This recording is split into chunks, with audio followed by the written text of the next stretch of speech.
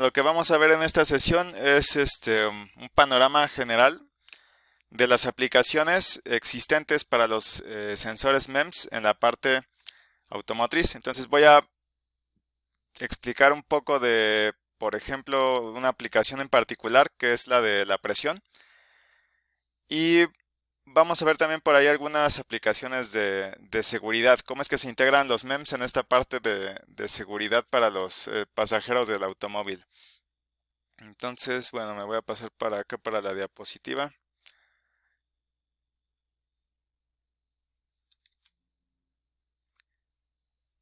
Y bueno, tenemos que tomar en cuenta que los automóviles han estado integrando más sistemas y han tomado un poco más de complejidad conforme ha ido transcurriendo el tiempo. Y bueno, el objetivo o la razón por la cual se han añadido estos sistemas es para brindarle mayores capacidades al automóvil y mejorar el aspecto de seguridad, por ejemplo, el del desempeño y el de la comodidad de los pasajeros y del conductor que utilicen el automóvil. Prácticamente los primeros sensores que se utilizaron en los automóviles fueron los sensores de presión. Entonces, estos sensores de presión en la parte MEMS ya vimos en alguna ocasión cómo estaban construidos.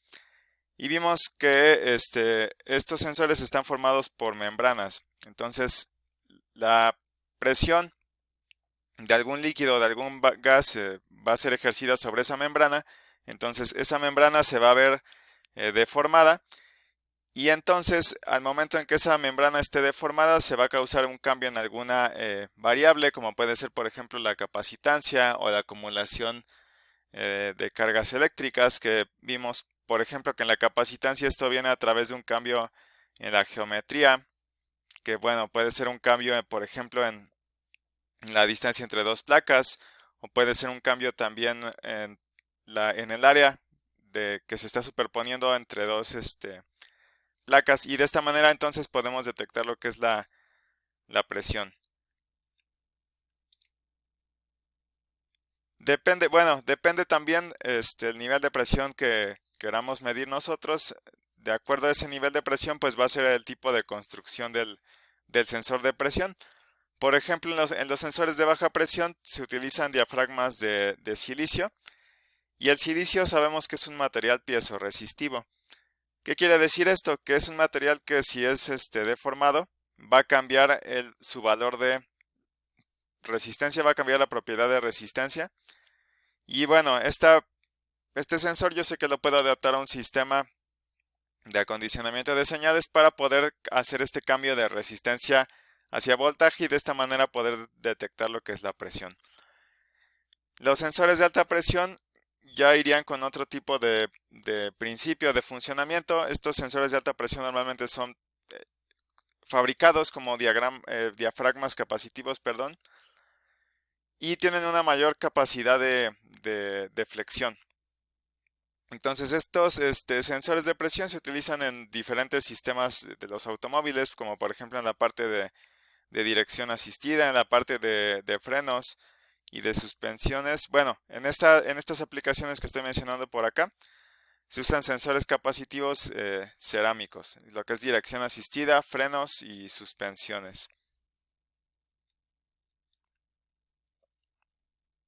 Y vamos a ver una aplicación en particular de los sensores de presión. Vamos a ver un poquito de cómo están construidos estos sensores y cuál es su principio de operación básico. Estos este sensor que está aquí en la parte de la ilustración de la derecha es un sensor que se encarga de monitorear lo que es la presión de las llantas. Entonces, este sensor tiene que transmitir la información a una unidad central para que la unidad central pueda a su vez darle la información al usuario, a la persona que esté conduciendo o tomar algún tipo de acción correctiva o preventiva. Estos sistemas pueden ser clasificados en dos, dependiendo de su principio de funcionamiento. Y esta clasificación va en PMS directo e indirecto. ¿Cuáles van a ser las diferencias aquí? El sensor directo va a estar utilizando lo que son sensores de presión MEMS, que digamos van a estar integrados dentro del mismo dispositivo junto con algunos circuitos de aplicación específica. Entonces, este sensor MEMS de presión en conjunto con estos circuitos se van a estar encargando de estimar lo que es la presión y la van a transmitir a una unidad, a una unidad central electrónica. Y esta transmisión se va a realizar a través de radiofrecuencia. Por obvias razones, por el tipo de montaje de este sensor es obvio que no se le puede meter algún tipo de cableado y obviamente esto va a restringir, digamos, o va a definir la construcción del sistema. ¿Por qué? Porque yo sé que como no puedo tener un cableado que venga desde otro sistema del automóvil, yo tengo que verificar o analizar de qué manera puedo transmitir la información hacia el automóvil y de qué manera puedo alimentar este sistema. Este es, bueno, igual adelantándome un poco a lo que vamos a ver un poco más adelante. Este sistema está alimentado a través de una batería. Y bueno, este es en el caso que se utilice el esquema directo. Si se utiliza un esquema indirecto, se va a utilizar el sistema ABS para poder aproximar la presión de las llantas. Entonces el sistema ABS está compuesto de varios sensores y la diferencia, por ejemplo, en cuanto al esquema directo, es que el esquema indirecto no nos va a proporcionar la información inmediatamente. ¿A qué me refiero con esto? A que si hay algún cambio en la presión de las llantas, este sistema va a tardar un poco más en detectarlo en comparación al sistema directo. ¿Por qué? Porque el sistema directo me está dando la información, entre comillas, en tiempo real. El sistema indirecto no lo hace de esta manera. En el sistema indirecto, uno va a manejar una distancia considerable antes de que se genere alguna alerta por alguna baja o cambio de presión en las llantas.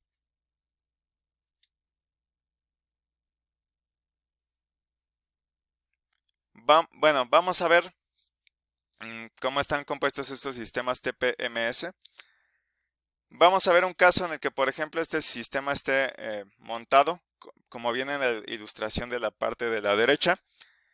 Y este sensor entonces, o todo este sistema va a estar compuesto de lo que es el sensor de presión, la batería que alimenta lo que es todo el sistema, un microcontrolador que es de bajo consumo de energía y un sistema que se encarga de transmitir lo que son los datos a alta frecuencia hacia algún otro sistema del automóvil o hacia una unidad de central electrónica. Entonces, el microcontrolador aquí se va a encargar de estar coordinando lo que es las mediciones. Y este microcontrolador pues va a estar también encargado de controlar cuál es la frecuencia de recolección de datos y de sincronizar lo que es la comunicación hacia una SU, donde una SU es una unidad central electrónica. En los automóviles no hay una sola unidad central electrónica, puede haber muchas unidades centrales electrónicas y básicamente estas unidades consisten en, o su función principal pues sería recibir información de algún subsistema del automóvil, recibir información a través de sensores y generar algún tipo de acción de actuador, es decir, mandar algún tipo de señal a otra parte del automóvil para que se genere una acción. Entonces, este sistema recibe esta información de los sensores y coordina las acciones que se van a realizar en base a la información que está recibiendo.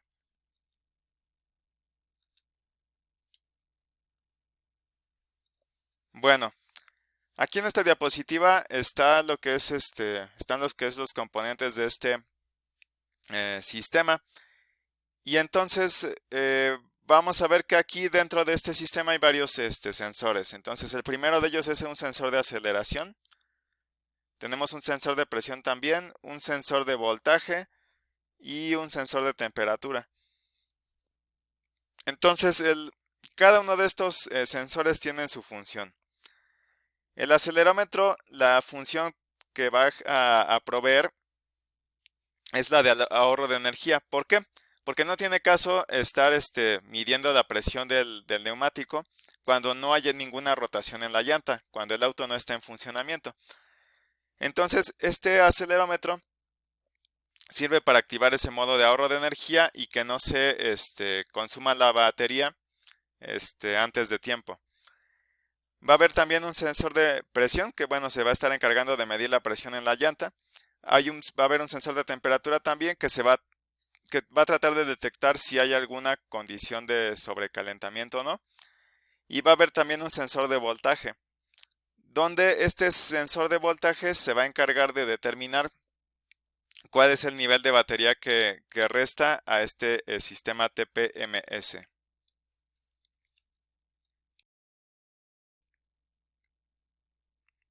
Bueno, y con esto cerramos esta aplicación de medición de presión. No sé si hasta aquí hay alguna duda o alguna pregunta.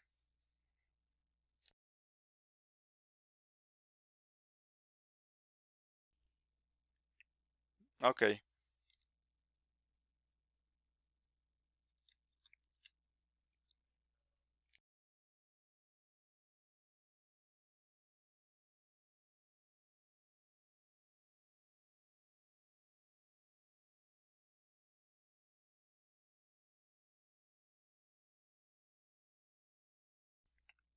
ok.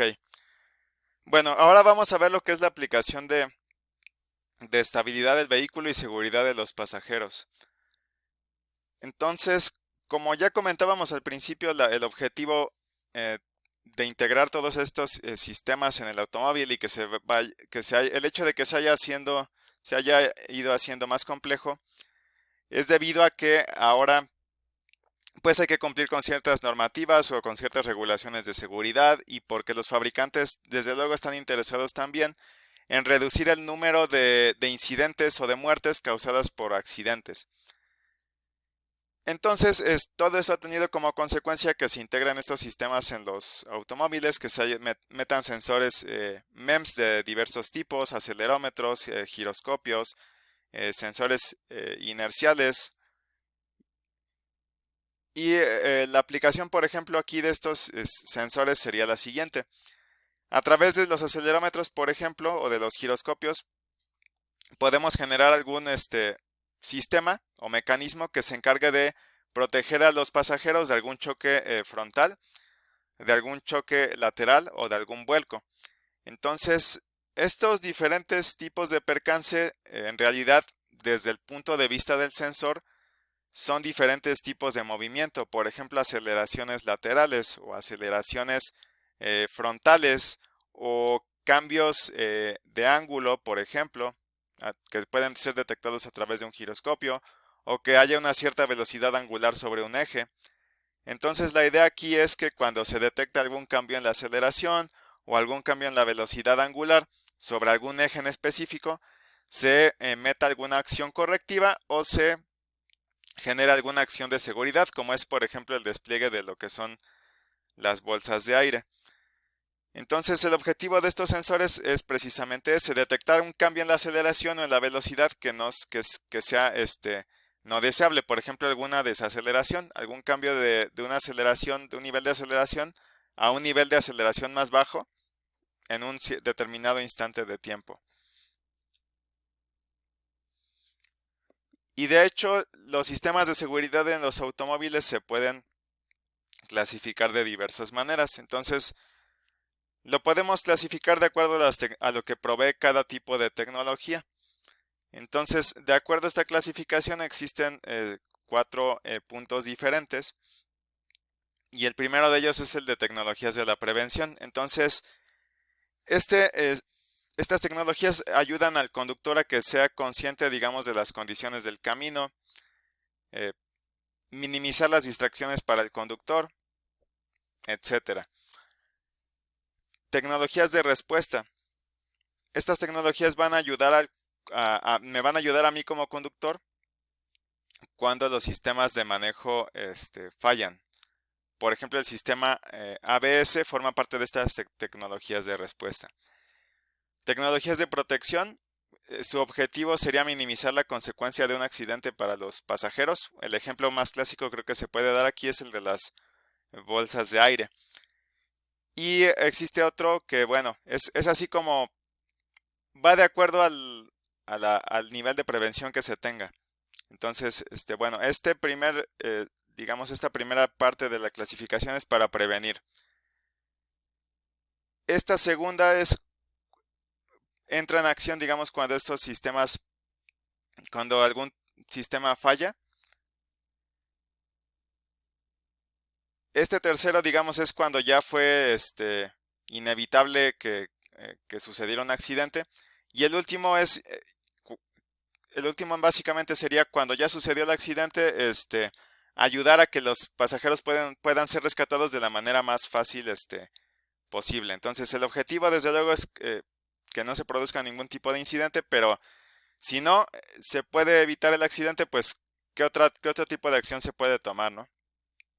Para que los pasajeros no sean dañados o en el caso de que se produjo ya el incidente, que los pasajeros puedan ser rescatados de la manera más sencilla posible. Entonces hay un cierto sistema o sistemas que se dedican a la detección del impacto. Entonces, esto puede hacerse, por ejemplo, a través de acelerómetros que estén integrados en el chip de control de las bolsas de aire. Entonces, estos acelerómetros van a estar conectados a un sistema que tiene un microcontrolador. ¿Para qué? Para que se puedan hacer cálculos de aceleración o desaceleración en una determinada dirección y se pueda determinar si sucedió algún percance. Entonces, se hace este cálculo de aceleración o desaceleración en alguna dirección y se compara este valor de aceleración o desaceleración contra un valor de umbral. Entonces, si se detecta que esta aceleración o desaceleración rebasa un determinado nivel, se tienen que disparar las bolsas de aire. Y bueno, la ventaja de habernos llevado estos sensores de las bolsas de aire hacia una construcción electrónica, es que ahora estos sistemas pueden tener una característica de autoprueba que se llama self-testing para saber si los datos de que está produciendo el sensor pueden ser confiables o no.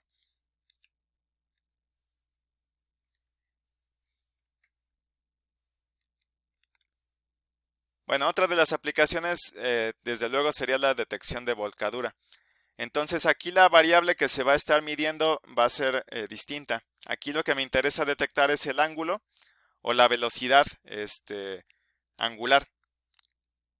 Bueno, esto es especialmente, por ejemplo, para vehículos que tienen un centro de gravedad más alto, como pueden ser, por ejemplo, vans o camionetas. Entonces aquí se va a utilizar un giroscopio para medir esa velocidad de volcadura. ¿Por qué? Bueno, imaginemos que trazamos, bueno, voy a borrar aquí estos ejes que están aquí y voy a poner otros ejes aquí de nuevo para poder explicar. Aquí, bueno, la idea sería que creo que ese color no se va a ver. A ver.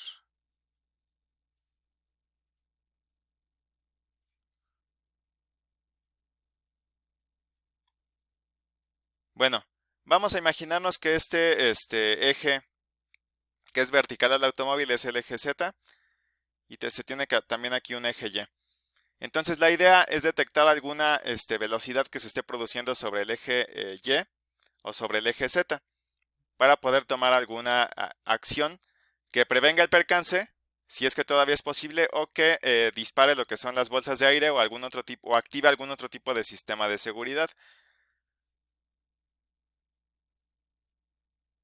Entonces, bueno, aparte de utilizar giroscopios para poder detectar alguna volcadura, se pueden utilizar también lo que son acelerómetros para medir la aceleración lateral. Y la idea, como comentaba hace rato, es una vez que se produzcan estas condiciones riesgosas, disparar las bolsas de aire para proteger a la integridad de los pasajeros.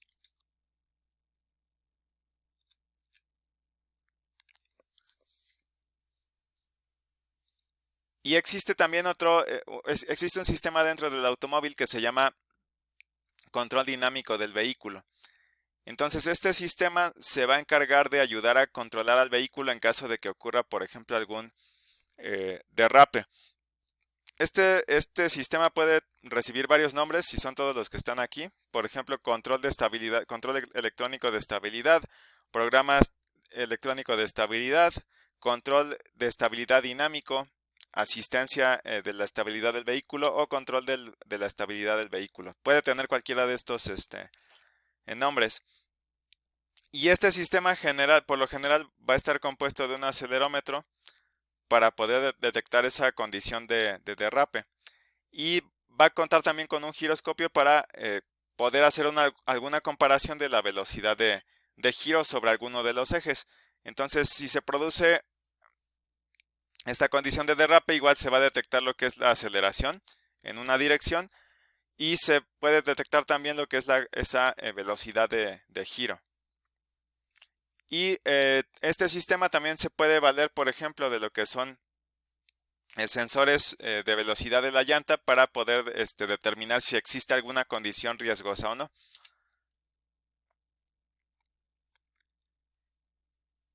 Y bueno, esta es una parte del sistema. Entonces, este sistema se va a encargar de detectar ese deslizamiento o giro del automóvil fuera de lo normal y tiene que aplicar alguna acción correctiva o preventiva. Entonces, esta acción que va a tomar este sistema es aplicar alguna reducción de torque y frenado individual para cada una de las llantas. Y de hecho también se puede agregar aquí lo que es un sensor de ángulo en el volante para poder determinar en qué dirección se está moviendo el vehículo. Y generalmente este tipo de sensor está basado en sensores de efecto Hall, que bueno, más adelante yo les coloco por ahí qué es lo que quiero que me investiguen de este tipo de sensores.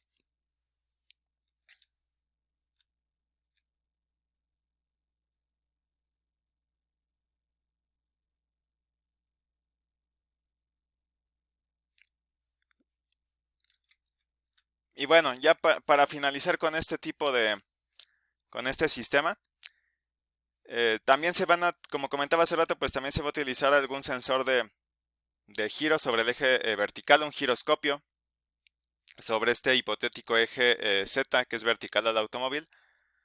Y la idea es realizar esta medición y compararla con los datos del volante. ¿Para qué? Para determinar si el automóvil realmente está yendo en la dirección en la que el conductor quiere que o desea que vaya. Y una vez, bueno, suponiendo que se ha realizado esa comparativa, si la dirección de giro pues es diferente a la dirección del volante, se toma algún tipo de acción preventiva o correctiva. Y también este sistema va a agregar o va a contar con lo que es un sensor de aceleración lateral. Y estos sensores que comentaba de giro de las llantas van a ayudar a asistir en el control del vehículo. Y la acción que se puede tomar aquí es una reducción de la velocidad. Entonces, bueno, aquí nada más voy a tocar algunas aplicaciones en específico. Ya vimos aquí algunas aplicaciones en cuanto a la seguridad, algunos de los sistemas con los que cuenta el automóvil, pero también los sensores MEMS entran en lo que es la detección, por ejemplo, de ciertas sustancias o gases. Entonces, bueno, esto entra ya más en la parte como de tecnología verde o de ecología, porque nosotros sabemos que el medio ambiente pues está siendo contaminado con gases de diversos tipos, que son pues el dióxido de carbono, monóxido de carbono, óxido de nitrógeno, hidrocarburos, gases que vienen como productos de la combustión, por ejemplo, como hidrógeno diatómico o algún otro tipo de compuesto que venga generado por la combustión de estos hidrocarburos. Entonces, estas sustancias van a quedar suspendidas en el aire. Eh, Sabemos que estas sustancias causan algún efecto en la atmósfera Y entonces, al final de cuentas, estos contaminantes van a afectar lo que es la vida en el planeta porque supuestamente pues se causa un incremento de la temperatura, ¿no? Y bueno, este es el efecto de algunos de estos gases. Algunos otros residuos se quedan depositados bajo tierra. Y la idea aquí es, por ejemplo, integrar sensores en el automóvil que me permitan detectar cuál es el nivel de emisiones de algunas de estas sustancias. Por lo cual se han utilizado, los fabricantes han utilizado semiconductores, por ejemplo, que reaccionan ante la presencia de estos gases y convierten el nivel de presencia de estos gases, por ejemplo, en algún otro tipo de señal que me permita que pueda ser intercambiada por por el nivel de estas sustancias. Entonces, algunos de estos compuestos que se han utilizado para detectar estas sustancias son semiconductores, específicamente óxido de zinc, óxido de vanadio y dióxido de titanio. Y desde luego que depende de cada tipo de sustancia presente, el tipo de detección o el sensor va a estar construido con algún otro tipo de material. Entonces, por ejemplo, vamos a ver un ejemplo de aplicación para detectar lo que es el monóxido de carbono. Este monóxido de carbono es normalmente el resultado de la combustión del petróleo, del metano o de la gasolina. Y de hecho de una pobre combustión de de cualquiera de estas sustancias. Entonces se van a utilizar estos óxidos, metalóxidos semiconductores para poder detectar la presencia de este gas. ¿Cómo se hace? Se hace a través de un sensor del tipo termistor, que vamos a ver en qué consiste por aquí rápidamente.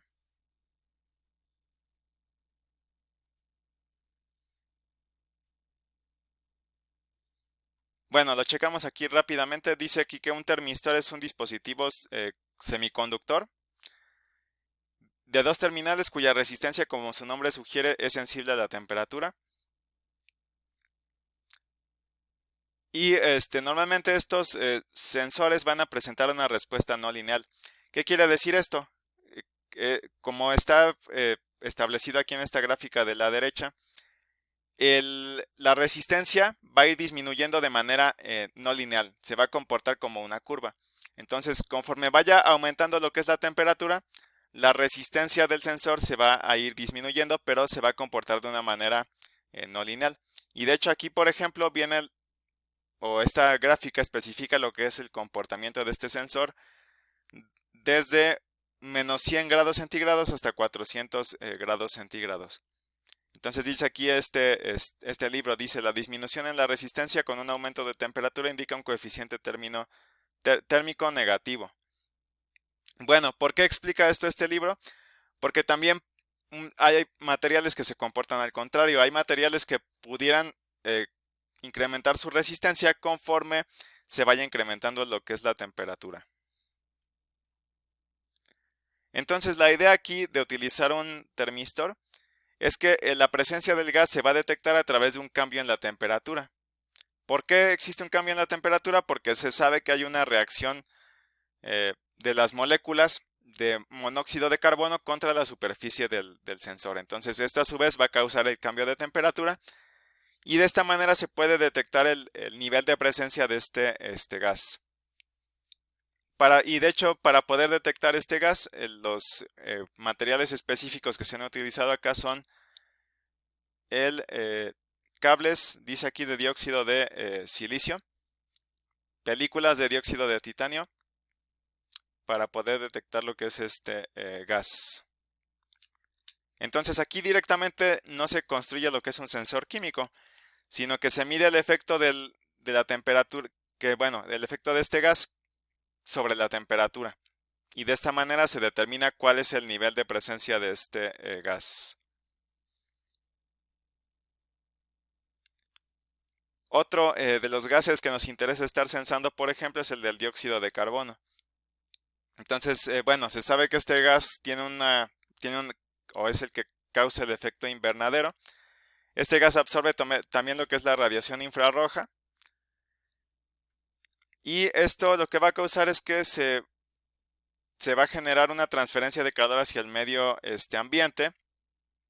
¿Por qué? Porque, bueno, digamos, la luz del sol supuestamente lo que hace es impactar sobre estos moléculas o átomos de este gas, y entonces se va a transferir energía en forma de calor hacia el medio ambiente, y esto va a producir un incremento de la temperatura en la atmósfera. Y la idea aquí para detectar este gas es utilizar un metal que se llama óxido de lantano.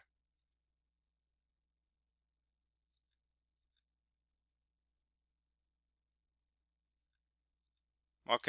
Bueno, no sé si hasta aquí haya alguna duda o alguna pregunta antes de continuar con la siguiente parte.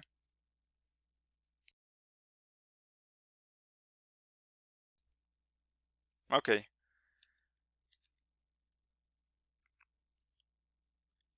Bueno, vamos a ver un poquito de teoría de organización de estos, de los sensores que comentaba hace rato.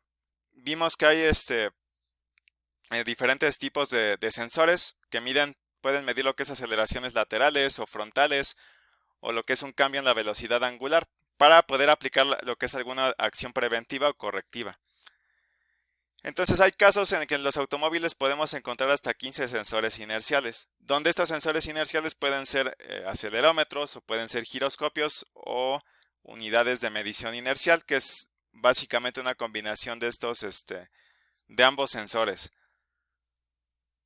Entonces, bueno, uno se podría preguntar por qué no se usa un mismo sensor para diferentes funciones en el automóvil. ¿Por qué, por ejemplo, no se toma el mismo acelerómetro para detectar o para mandar esta señal a los diferentes sistemas que existen, como por ejemplo el control dinámico del vehículo, o como por ejemplo el sistema de detección de impacto? Y la verdad es que los fabricantes no tienen el interés de integrar todas las funciones en un solo sistema. Entonces, la idea ha sido hacer una división, digamos, por así llamarlo, o dividir o generar diferentes tipos de sistemas o compartimentos que se encarguen de tareas en específico, o que contengan diferentes tipos de sensor en específico. Entonces, los fabricantes, en lugar de integrar todo en un solo sistema, han preferido generar lo que se le llaman clúster. Entonces, un clúster es un conjunto de elementos que se encarga de sensar o de detectar diferentes tipos de situaciones. Y entonces, cada uno de estos clústeres se encarga de mandar información a cualquier subsistema que requiera esa información. Por ejemplo, lo que es la aceleración o la velocidad en las llantas, o la presión en las llantas, o el giro, por ejemplo, del automóvil en una determinada dirección. Y bueno, en el diagrama que está aquí en la parte de la derecha se muestran estos diferentes clústeres que existen. Y por ejemplo, aquí en la parte central del automóvil, viéndolo desde una vista, digamos, superior, existe lo que es una unidad de medición inercial de 6 grados de libertad, que son aceleración en X, Y, Z, y giro o velocidad de giro sobre todos estos ejes X, y Z.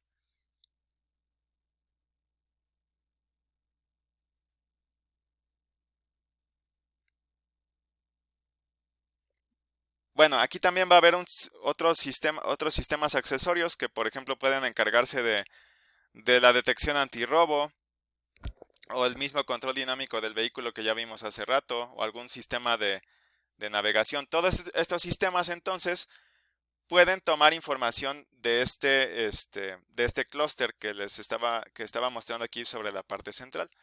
Entonces, este clúster va a estar alimentando a esos sistemas con esta información. O también se puede mandar, por ejemplo, a lo que es el control de las bolsas de aire para, si se detecta alguna aceleración irregular, pues se tome esa acción de disparar las bolsas de aire. Pero no es, digamos, esta no es la única unidad de medición inercial que está aquí, o sensor del tipo inercial. Va a haber otros tipos de sensores que estén distribuidos en alguna otra parte del automóvil, que también podrían ayudar a hacer la detección del choque, o si vaya, o detectar si existe algún tipo de volcadura. Entonces, al final de cuentas, como una pequeña conclusión aquí, aquí en la parte, bueno, mejor vamos a encerrarla con algún... Bueno, aquí en esta parte están los diferentes subsistemas que se alimentan de esta información que está por acá. Y entonces estos subsistemas a su vez, por ejemplo, el de la detección de impactos, se van a encargar de tomar alguna acción preventiva o correctiva. Entonces disparar las bolsas de aire, por ejemplo.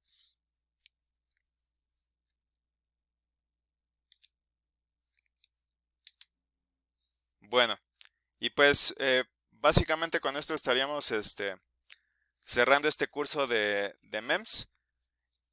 Y bueno, ya nada más para establecer cómo va a ser la forma de calificación. eh, lo que voy a hacer es, digamos, tomarlo la calificación de los parciales y promediarla. No les voy a aplicar un examen final, sí nada más les voy a dejar una última tarea por aquí. Y pues eso básicamente sería todo lo que me tienen que entregar. Bueno, no sé si existe alguna duda o alguna pregunta final por acá.